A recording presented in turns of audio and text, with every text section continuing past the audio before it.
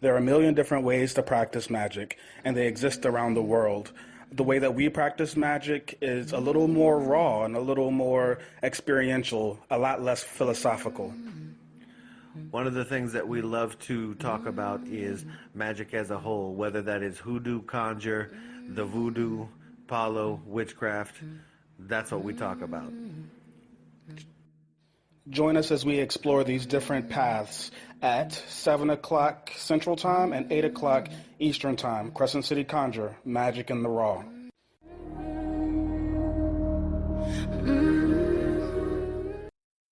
Oh, good evening, everybody.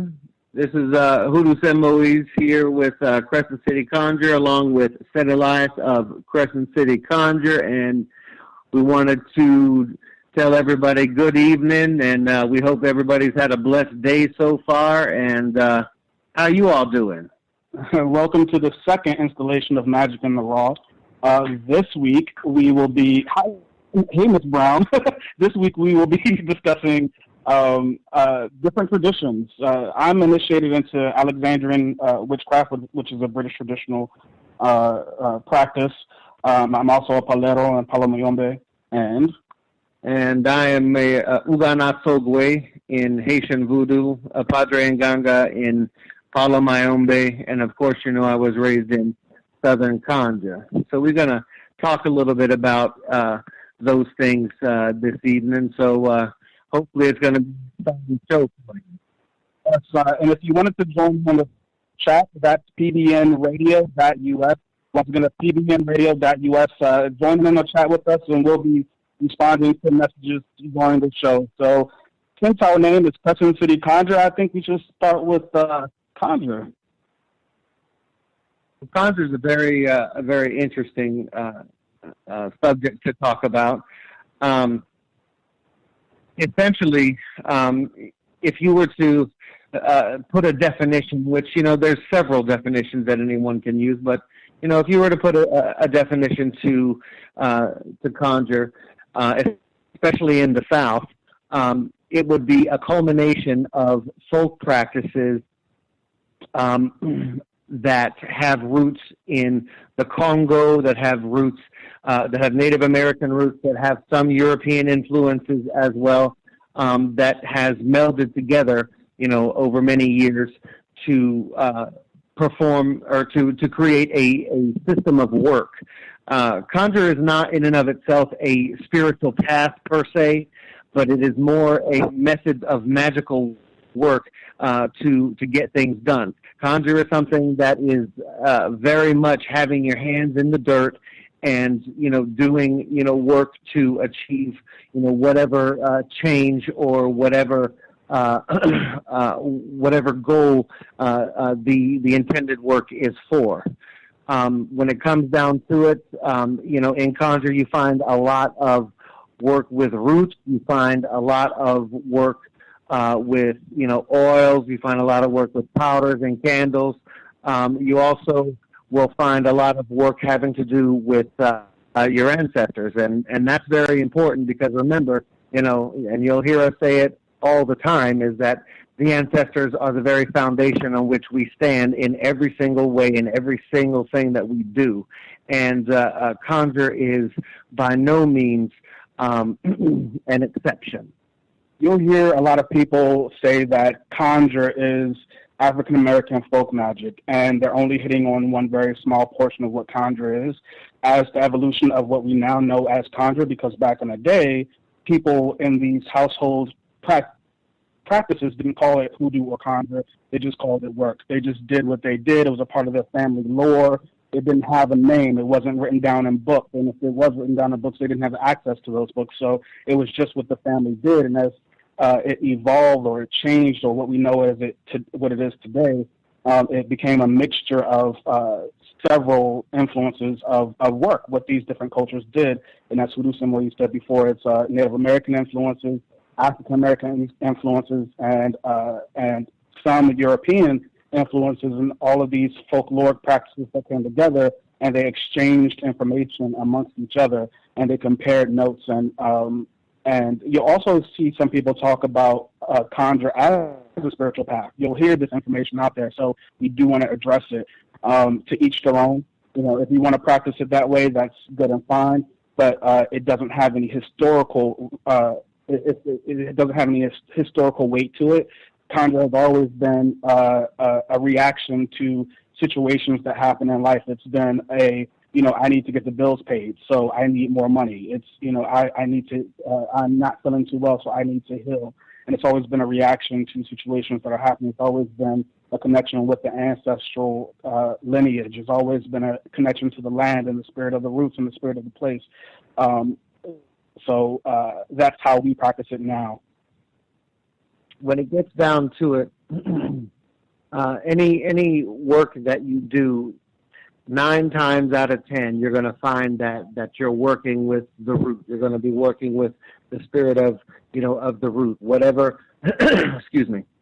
Whatever is, especially like in whatever your location is, it's very common. The roots that grew around, became a part of these things, and it's about having and establishing a relationship with those roots, and then taking them a step further in order to complete whatever the job is that that needs to be done. And when you're working in this, you're not only establishing a relationship with the spirit of the root, but you're also taking practical applications of that in order to achieve whatever the magical goal is, whatever the work is intended. That's exactly where your goal is for and where you're moving toward. So that could be, something like if you need some protection in your house, you take 3 bay leaves and you put them under the mat, at the front door. That could be if you need cleansing, you're feeling, down and just have muck all over you, taking, angelica root and taking hyssop and taking salt, and making a bath out of that and then washing that down. It's very, very practical. It is all about practical application. Conjure is very much associated with the earth and the power, the innate power of the earth, and that's exactly how it how it works, and that's exactly how it's used. You are in relationship with the spirits of the earth because all the roots, they have a spirit that's attached to them. They have, a signature, if you will, whatever you want to use, to describe it. But there is a spirit that is there, and those spirits do perform different things. They do work in different ways, and it's a matter of discovering what those ways are and then how to implement them into what you want to do. Absolutely, and that is the real work of conjure. The real work of those plants is understanding the spirits behind them, being in communication with your ancestors and with the spirit of everything that you work with. For instance, if I wanted to work with rose, then I'm going to build a relationship with the spirit of that plant. I'm not just going to throw it in a bowl and call it a day. And there's a school of thought that says that the plant has a signature, and you're working with the signature, and that's very well true. But once you build a deeper relationship with the spirit of the root, then you begin to understand how it's working, how the plant is carrying out these wishes or this work. So it's taking it even deeper. And when some people look at conjure, I feel, and they see folk magic, they see what some people would call low magic opposed to high magic.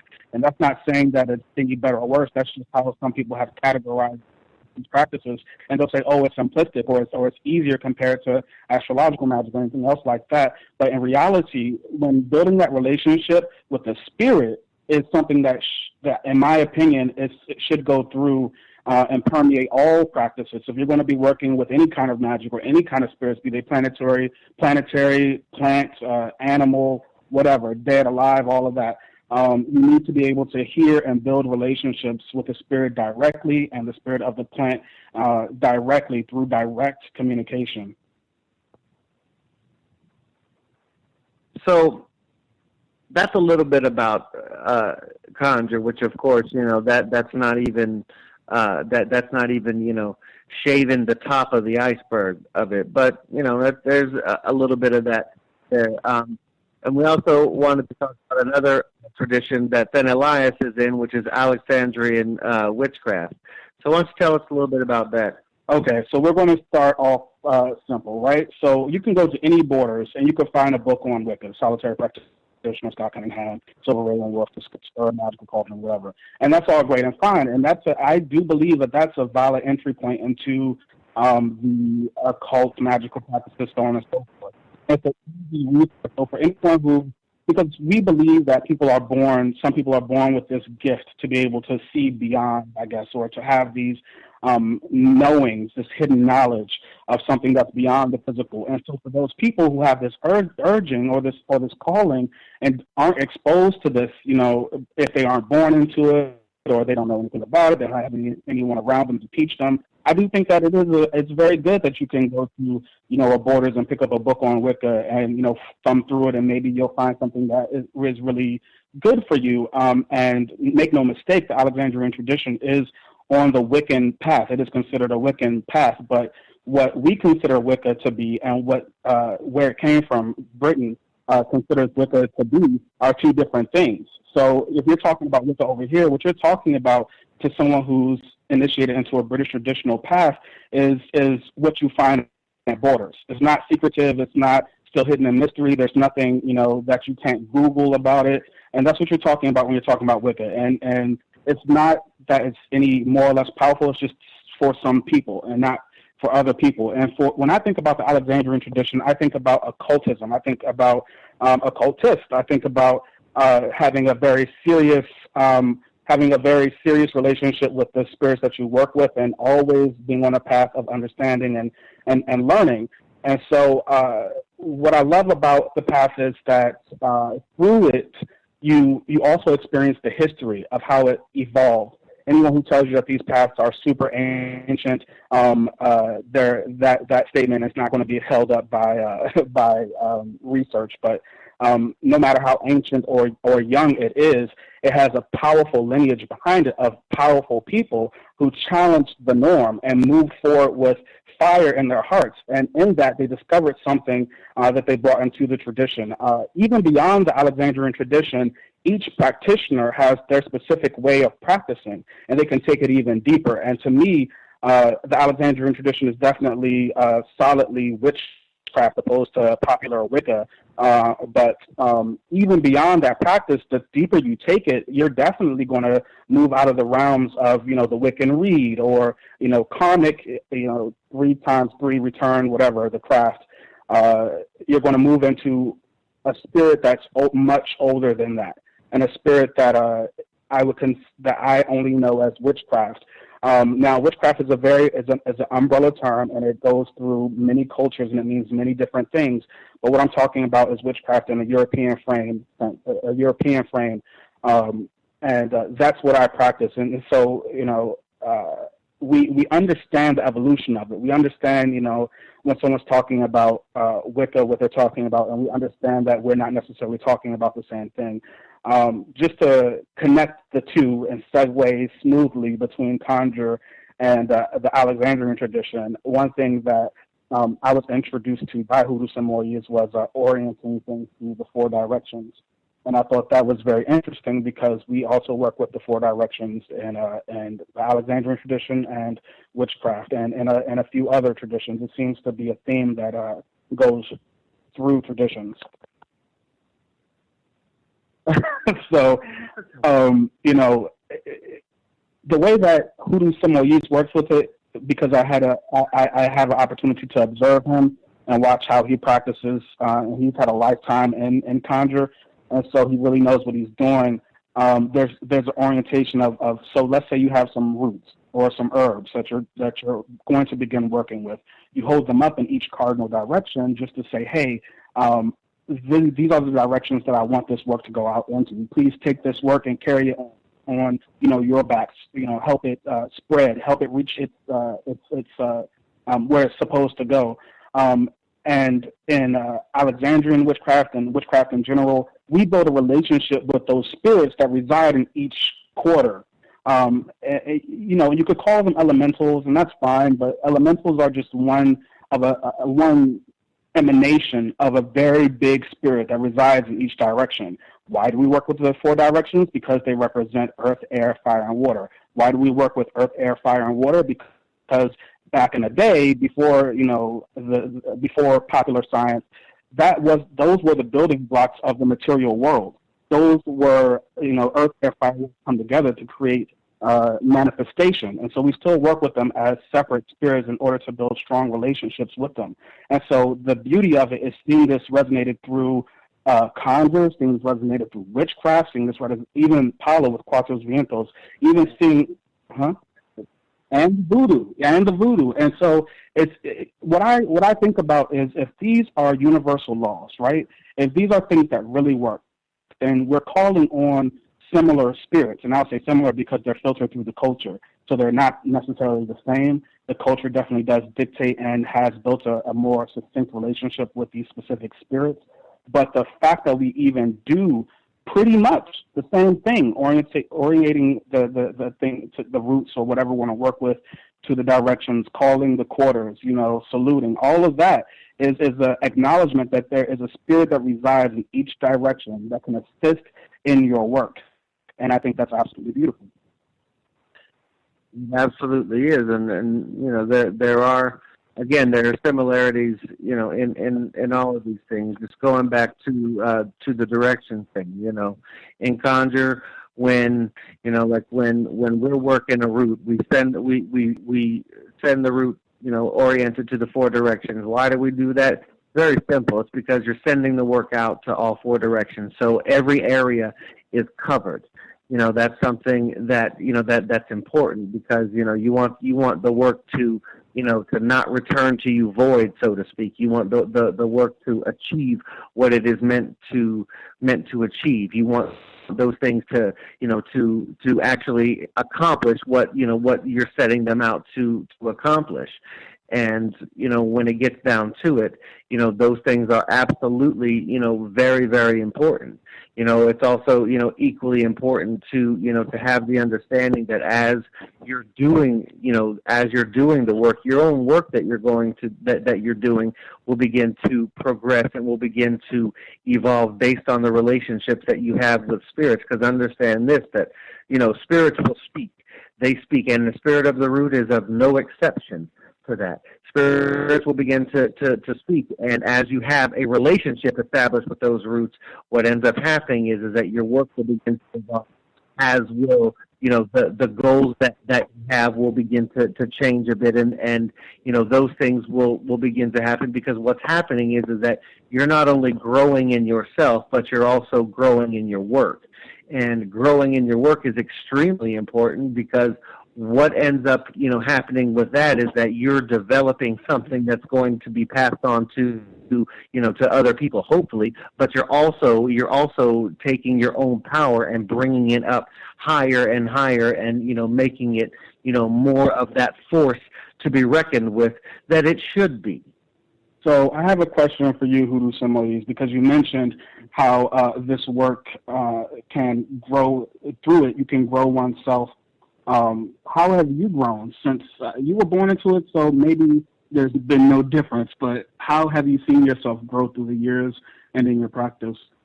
Well, one of the things that I'll say is that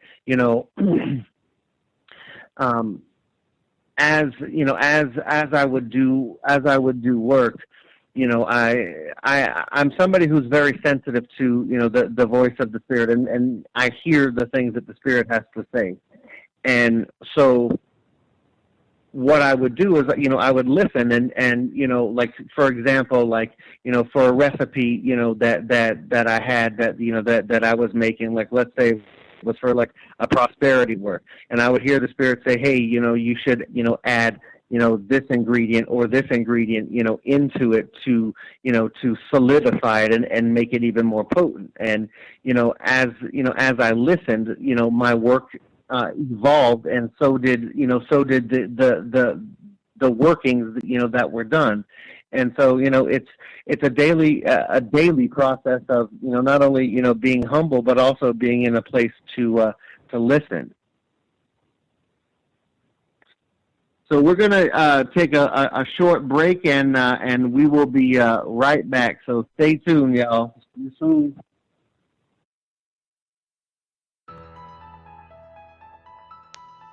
Are you ready to have some fun? Then come and check out Raven's Shadow Crafts, home of the Poppet with a Pocket. These unique handmade poppets come ready to go, pre-stuffed with herbs and in colors designed for your intent. They also have a pocket on the back to add any herb, stone, or personal item you want to make this poppet complete. Just charge and it's ready to go. Other handmade items are gree bags, goddess symbols, mini skull magnets, and more. So check them out on Facebook at Raven's Shadow Crafts. Park your broom and stay a spell. That's www.facebook.com/Ravens Shadow Crafts. We'll see you there.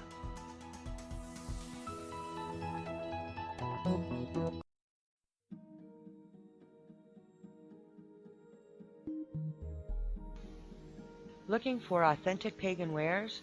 Then check out Onyx Moon Emporium, where they offer an eclectic mix of metaphysical and spiritual related items, handcrafted using old recipes and traditions, where everything is created in small batches by authentic and experienced practitioners.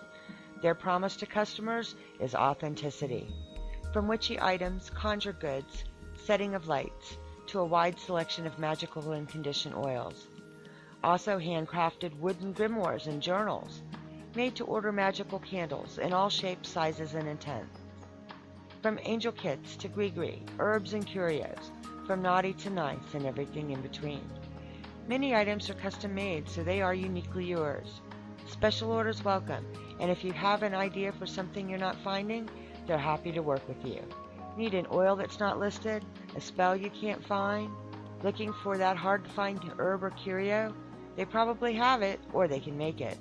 Visit them at onyxmoonemporium.com or find them on Facebook. Onyx Moon Emporium. From angels to Zen, find everything for your magical life.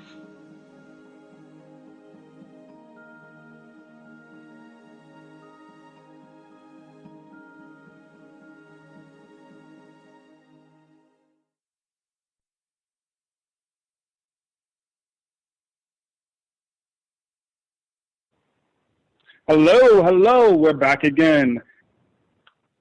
Hello, everybody.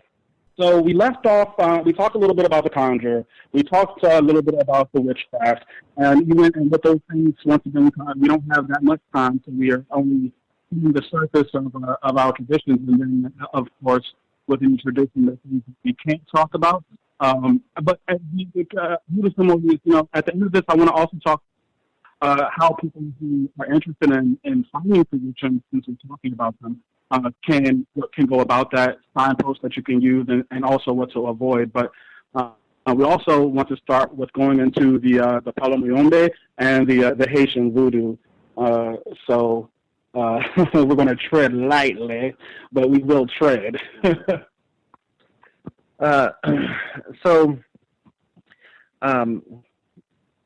We're both initiated into Palo Mayombe.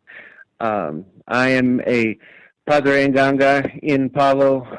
A lot of people, they have questions that they ask about Palo, what it is, what it isn't. Essentially, Palo is a spiritual practice, a spiritual and magical practice that comes from the Congo part of Africa. It has a whole lot to do with elevated spirits called Mpongo, and it is something that is comprised of two elements and two elements only. Palo is made up of earth and fire. Palo is a practice that is an aggressive practice, but it is also a great practice, especially like for things like healing, for things like justice, cleansing. All of those things are very, very potent in the practice, and it is something, again, that is a very hands-on, get your hands in the dirt practice that is done. We often hear, things like that. People think that that Palo is, something, that that's like, that involves like cannibalism and murder and all this stuff. That could not be farther from the truth. People tend to be a little bit afraid of Palo because Palo is still something that is very much in the shadows, and it is in the shadows for good reason. Palo is a practice that is very much centered on the dead. And, if you were to boil it down into its simplest form, Palo is a form of African necromancy. The dead is involved in every single aspect of the practice in one way or another.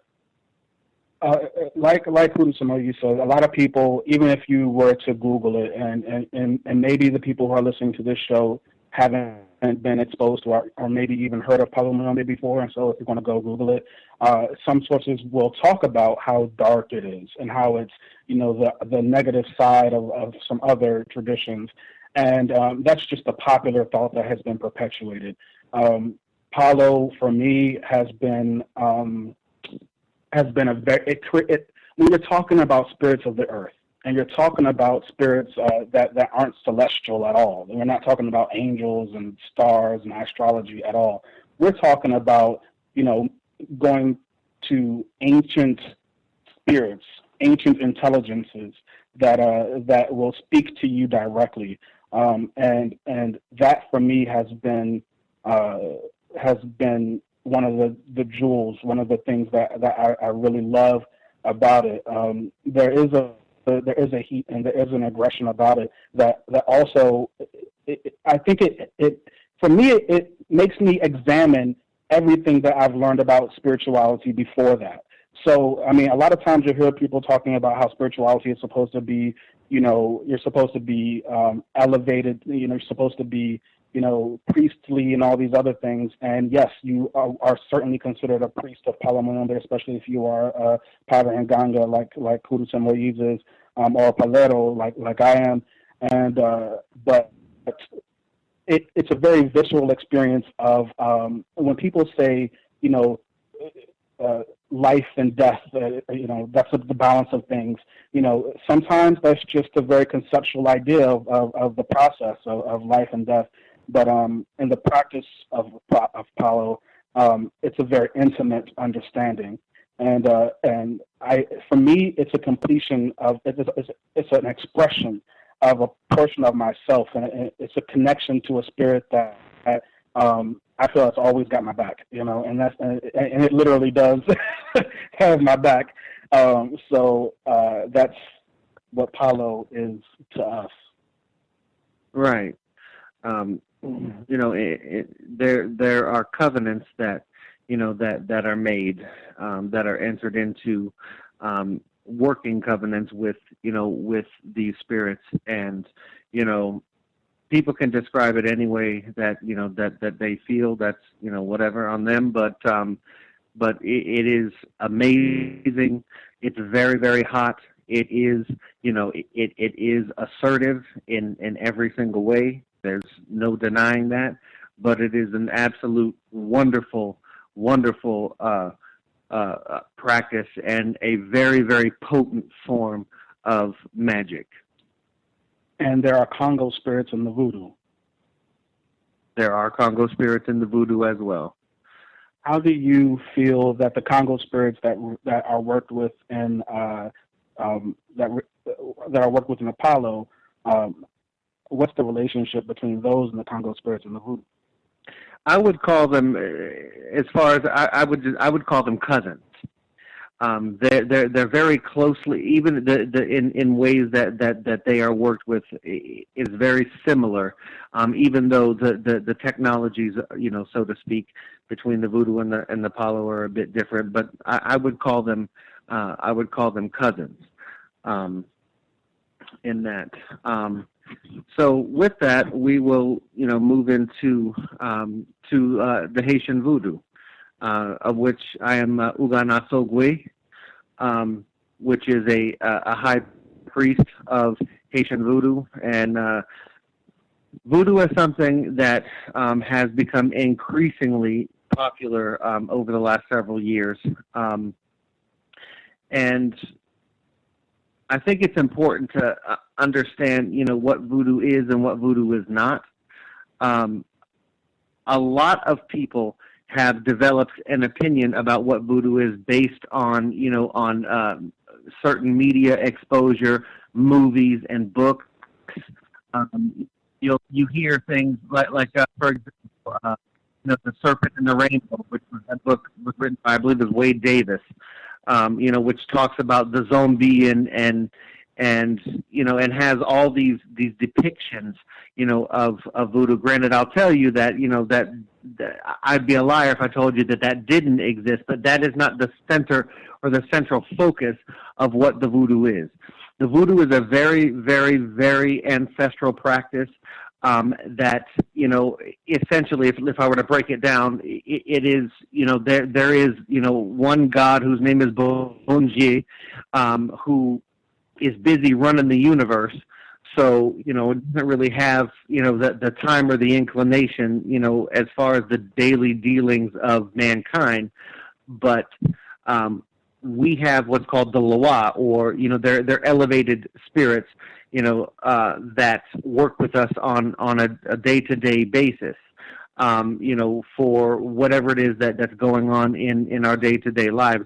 In all of this, the foundation of everything is, our ancestral practices that, have come over from various parts of Africa and made their way, to Haiti.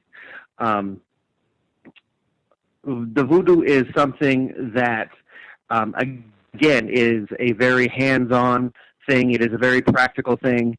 It is also not, I repeat, it is also not a solitary practice.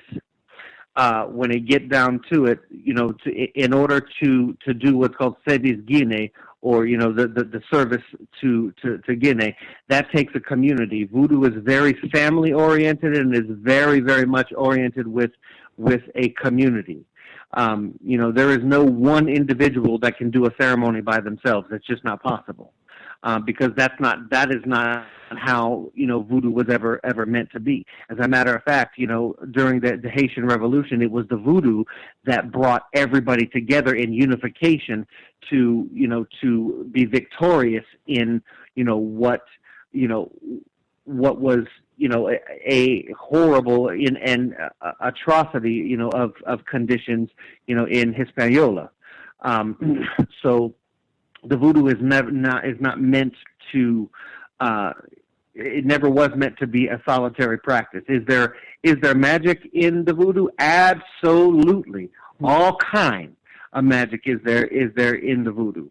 But the one of the central focuses, are the ancestors and the relationship that you have with the ancestors and a relationship that you have with the Loa in order to move forward in your own day-to-day life, in order to take the community and to uplift the community and to so everybody is thriving together.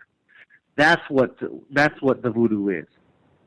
I'm not initiated into voodoo, but I spend a significant amount of time with Voodoo Samois's voodoo family, and what I observe that I really enjoy is that close-knit family aspect.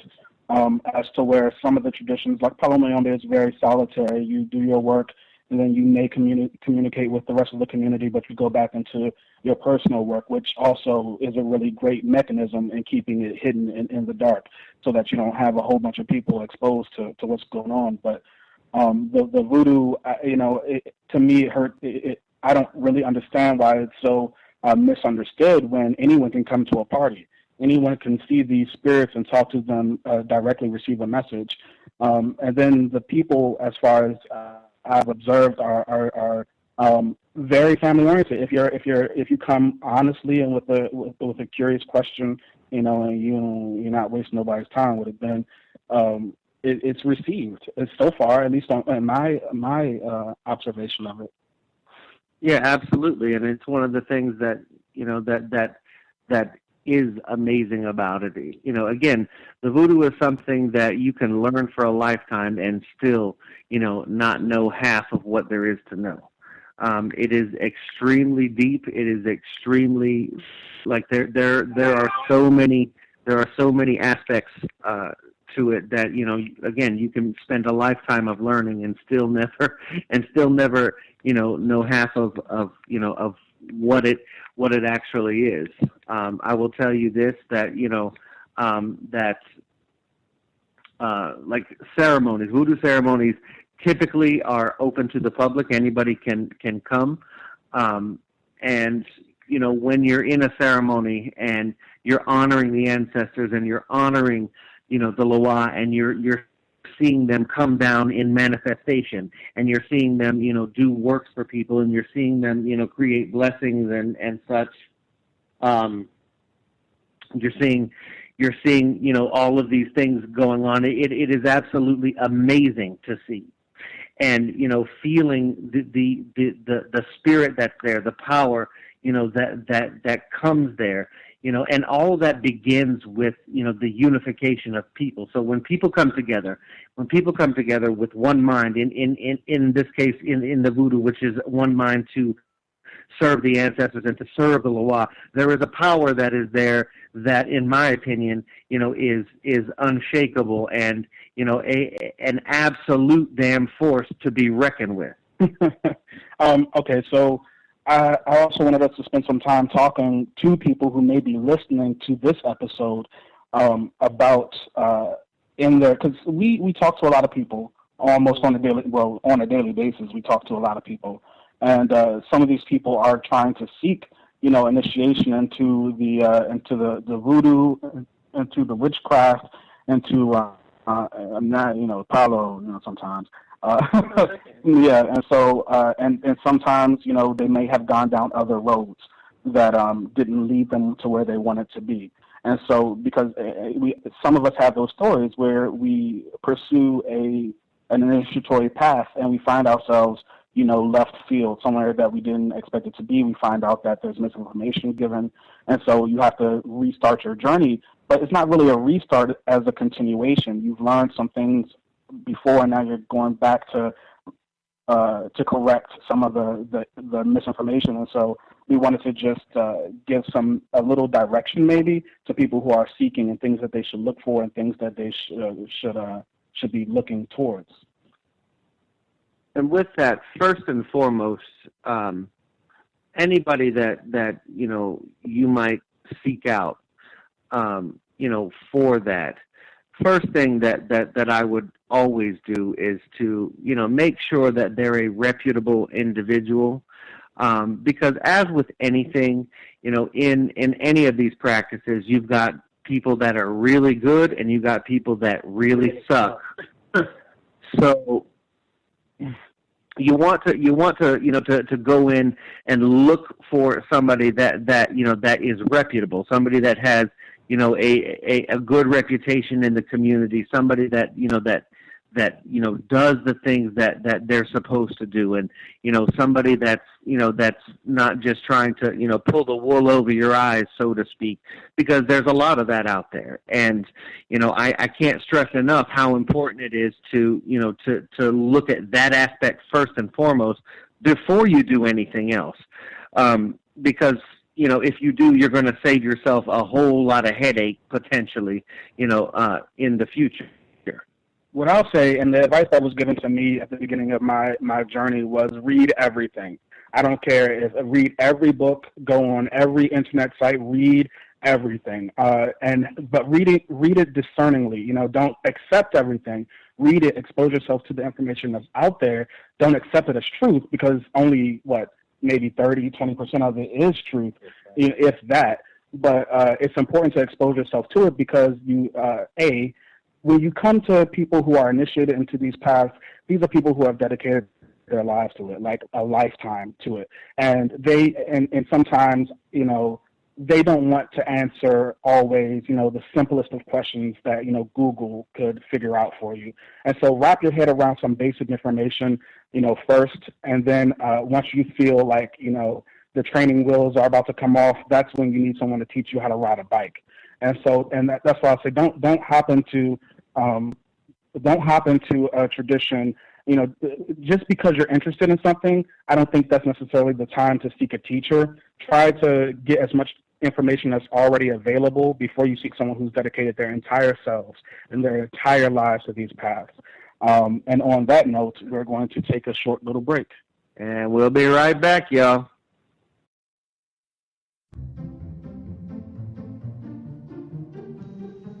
Is your ritual cloak ready for the rad band? Are your guest towels sad and worn? Is your tote bag begging to retire? Then you need Twitch's Stitches. Twitch's Stitches is a custom embroidery shop with a pagan flair. From the classics and everyday designs to ornate ritual style, fantasy, furries, mythical, and so much more. They do t-shirts, ritual capes and cloaks, sweats, towels, blankets, hoodies, totes, and more. You name it, Twitch's Stitches can embroider it. And they love custom orders, so if you don't find what you're looking for, they're only a phone call or a message away. So if you want quality items lovingly crafted and embroidered, you have to check them out on Facebook. And that's www.facebook.com/Twitches Stitches. That's TWITCHES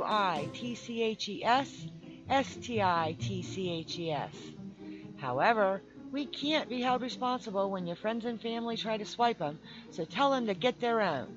Twitch's Stitches, for the love of design. I'm going to share with you a company founded on passion. A passion dreamed into existence by two lightworkers to share the gift of holistic healing with the world. Acting on the belief that infusing ritualistic components like the use of crystals and moon cycles, Reiki and more, enhances the quality and energetic profile of their alchemic creations and their spiritual workings. A passion for the rare and unique that touches all they create and do.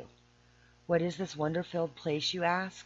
It's the Altruistic Apothecary, a place of magical items like rune sets, god and goddess statues, amulets and talismans, incense, balms, bath salts, and more. A place of spiritual guidance and healing from an intuitive medicine woman, holistic health practitioner, and Reiki master, offering spiritual medium readings, rune readings, healing sessions, and more. It's there. They're ready. The door is open. All you have to do is ask, and they will share with you all the secrets they possess to help you on your path. Find them on Facebook or on their website, www.altruisticapothecary.com, ALTRUISTICAPOTHECARY.com. Wonder awaits you.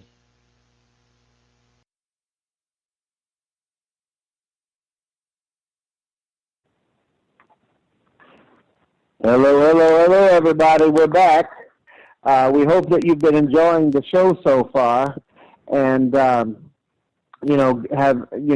been able to gain something out of some of the things that we've been discussing. Again, if not for anything else, in anything that you may be seeking, in any path that you may be looking to explore, if you're looking for a teacher, again, first and foremost, make sure that they, that they're actually reputable, and because you don't want, somebody to take you for a ride, if you know what I mean. Absolutely. And when you find that person, and I'll say this, the knowledge and the experience is of the utmost importance. Of course, you want someone who's reputable, but I do believe that liking that person is very important too, because you're putting your spiritual path, at least in the beginning, in someone else's hands, and you're trusting them almost implicitly, and you're saying, hey, if you tell me to do this, then this is what I'm going to do because you are my spiritual leader, my spiritual teacher. And so if you're dealing with an asshole, that might not be a good thing for your progress, in your spiritual path, no matter how much they know. So I'll say, but also listen to your spirit, listen to your gut. If your gut tells you that that's not where you're supposed to be, then don't be there. because the same way that they have communication with spirit and they have communication with these other things, you came to them for a reason. That's because you're touched too. There's something in you that speaks to the spirit as well. It may not come through as clearly as it does for them, and you may not be as experienced as they are, but don't deny what you hear for your own self and your own spirit. And if your own spirit is telling you that's not where you're supposed to be, then chances are that's not where you're supposed to be. Absolutely. So, like the last show, one of the things that we did was we did a little general reading for folks, and so we would like to continue that, and just maybe there's somebody out there that's going to get something out of this, and just so everybody is aware, we also do readings for clients. You can email us directly if you're looking for a reading at Crescent City Conjure at gmail.com. And then we'll schedule a reading for you, book it, and then see what the spirits have to say. So after shuffling the card that came up was the Queen of Swords. It's funny because in the readings that we've done recently, she's definitely been a repeat offender in the readings. So swords are all about, they're synchronized with the element air, at least in the Rider-Waite deck. And swords represent intellect. They represent, you could even take the sword as a literal thing, cutting. They represent communication and travel, and in all things related to air. The Queen of Swords, to me, she's always been a woman of severity. She's always scrutinizing everything carefully with a magnifying glass, trying to find a crack in it. She's a perfectionist, and she's a very strong personality. She's by the letter of the law, and anything else is absolutely incorrect. For a lot of times, I've realized she represents an authority figure. She can sometimes even represent a mother. But to me, a mother is such a big part in someone's life that it's usually represented by a major arcane card like the Empress. But she can represent a very strict mother or a very strict boss, someone you work for, or just a friend who's just always nitpicking on the smallest thing, always, trying to find that small imperfection.